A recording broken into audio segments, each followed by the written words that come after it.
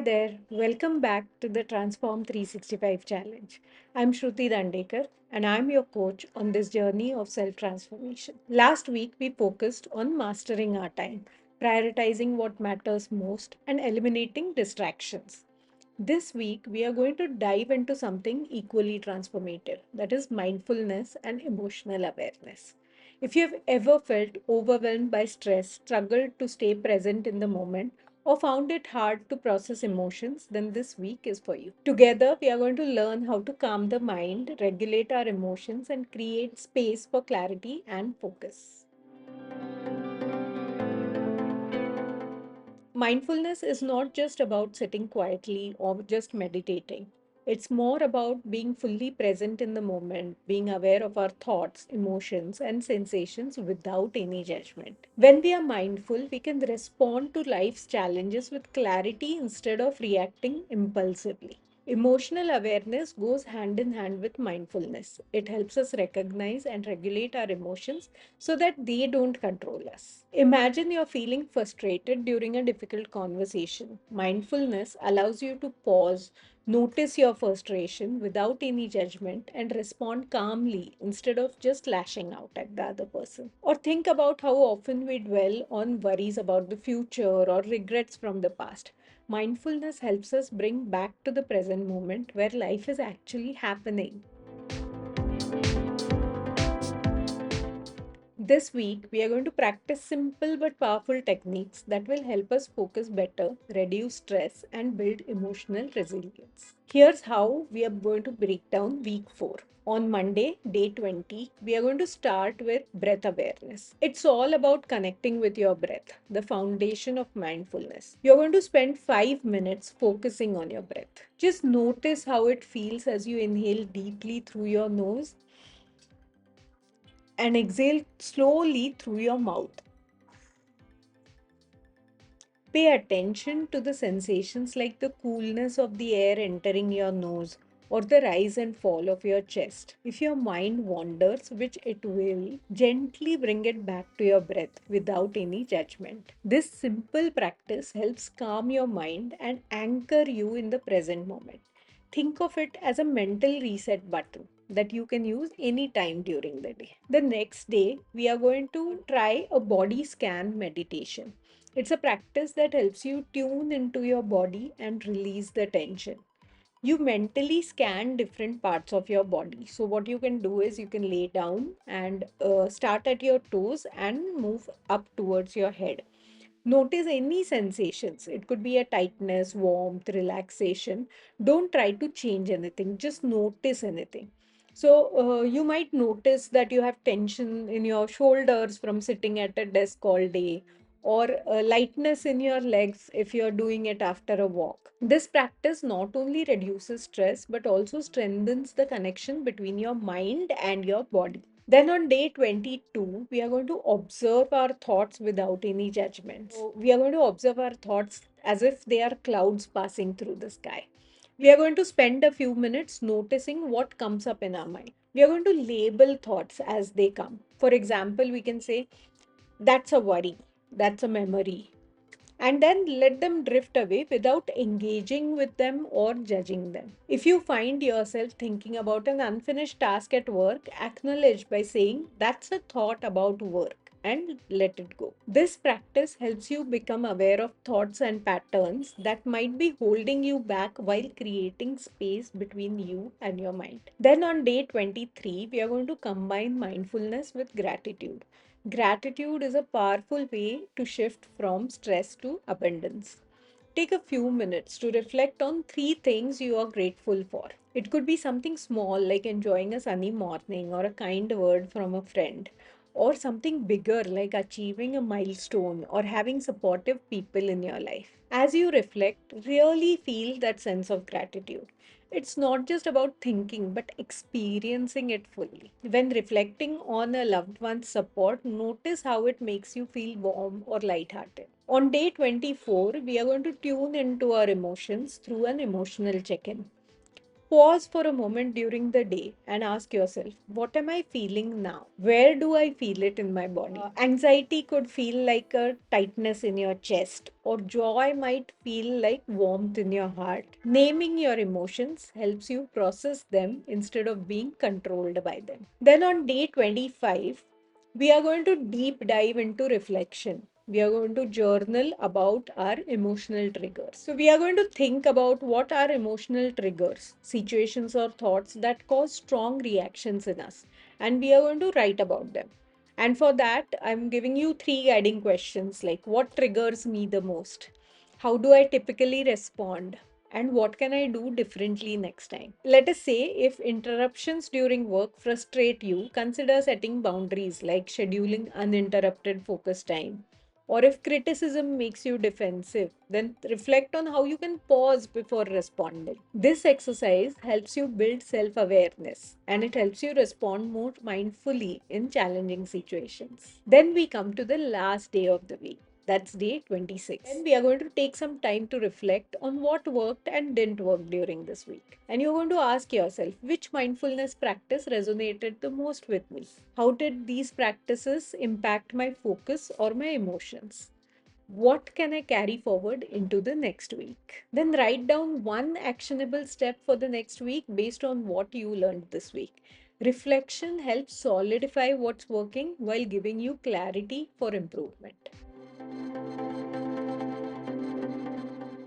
My advice for making the most of week 4 is to approach mindfulness and emotional awareness with curiosity and a lot of patience.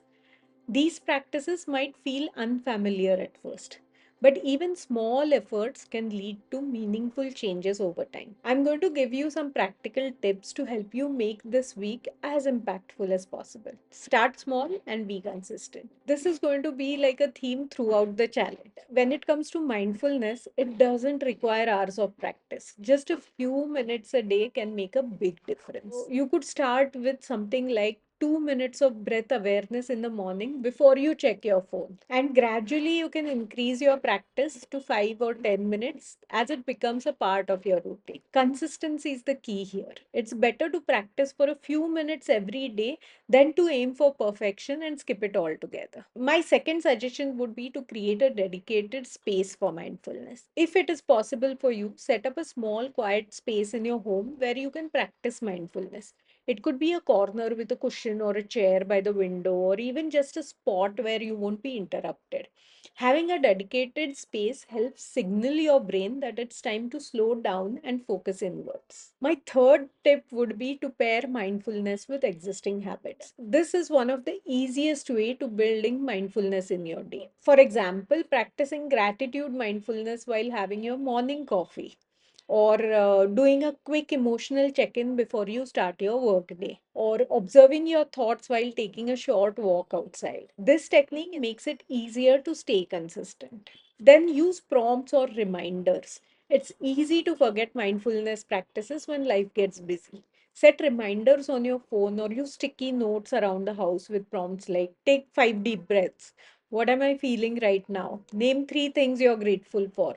These gentle nudges can help you stay on track throughout the week. Then journal your experiences. Keep a journal handy so that you can note down whatever you observed during the week's practice. So after observing your thoughts, you can jot down any recurring patterns or surprising insights that you had. During the emotional check in, you can write about how certain emotions feel in your body. At the end of each day, you can note down one thing that you're grateful for or how mindfulness impacted your mood that day. Journaling is a habit that helps you solidify what you have learned and it gives you something to look back on as you grow further. My next tip is to be kind to yourself.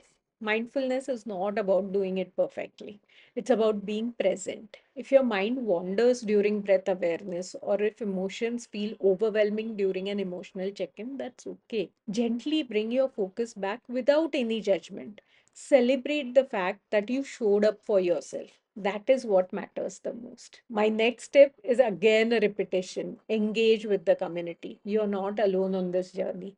You can share your experiences either using the hashtag Transform365 on social media or in the comments below. What did you notice during your body scan meditation? How did gratitude mindfulness shift your perspective? Seeing others' journeys can inspire and motivate you while building a sense of connection. And then reflect at the end of each day. Take 2 minutes at the end of each day to reflect on how mindfulness impacted you.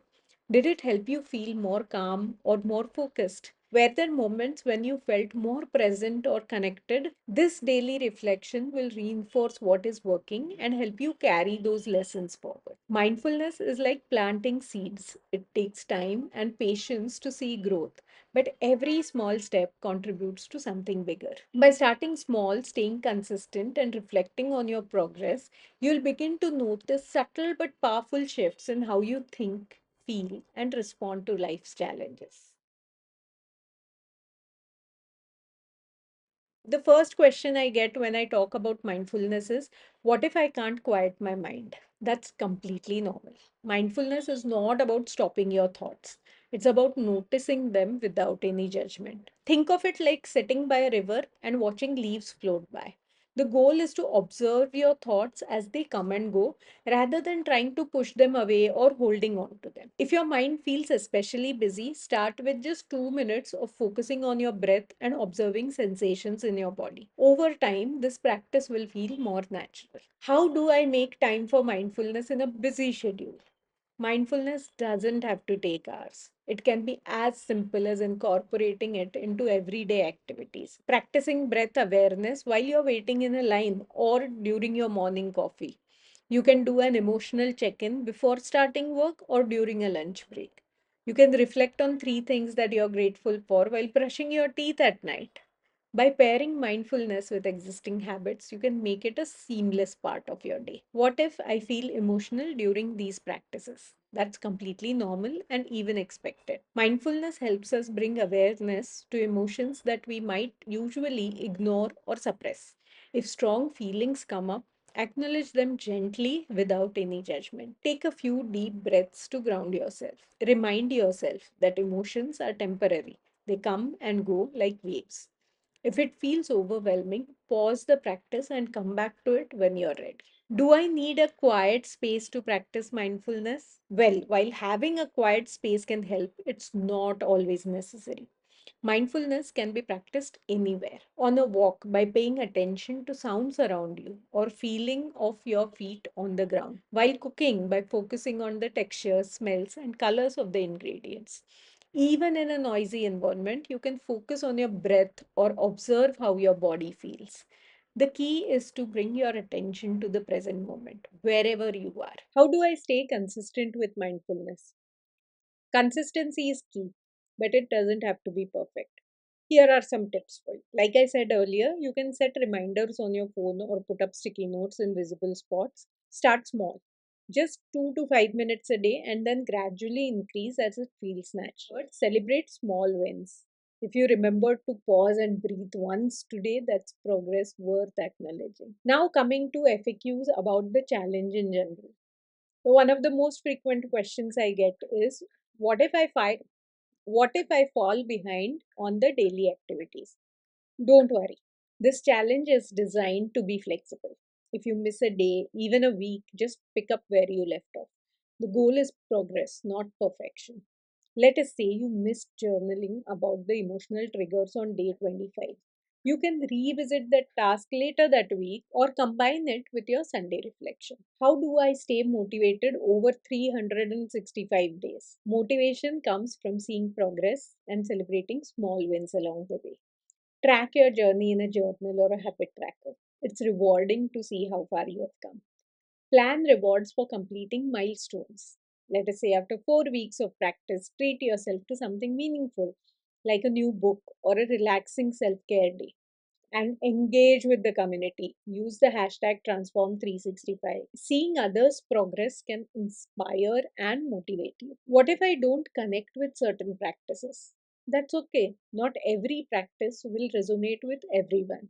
If something doesn't feel right for you, Reflect on why it didn't work. Was it the timing, the environment, or something else? Try modifying the practice to suit your needs. If sitting meditation feels uncomfortable, try mindful walking instead. If journaling feels forced, consider voice recording your reflections instead of writing them down. The goal is to find what works best for you. What if I don't notice any changes right away? Mindfulness is like planting seeds. It takes time for the benefits to grow and become noticeable. Be patient with yourself and trust the process. You might start noticing subtle shifts at first. You might feel calmer during stressful moments. You might become more aware of recurring thoughts or patterns, or you might start responding more thoughtfully instead of reacting impulsively. Even small changes are signs of progress. Celebrate them. Mindfulness and emotional awareness are deeply personal practices that look different for everyone. By addressing these common questions and concerns, I hope to make this journey feel approachable and achievable for you. If you have any other questions about mindfulness or the Transform 365 challenge, drop them in the comments. I would love to help you. So, there you have it, your roadmap for week 4. This week is all about slowing down, tuning in, and creating space for clarity and calm. If you have not already, hit that subscribe button and turn on notifications so you don't miss any videos in this challenge. And don't forget to share your progress using the hashtag Transform365. I would love to hear how mindfulness is transforming your life. Remember, mindfulness is not about perfection, it's about presence. Let's make this week count.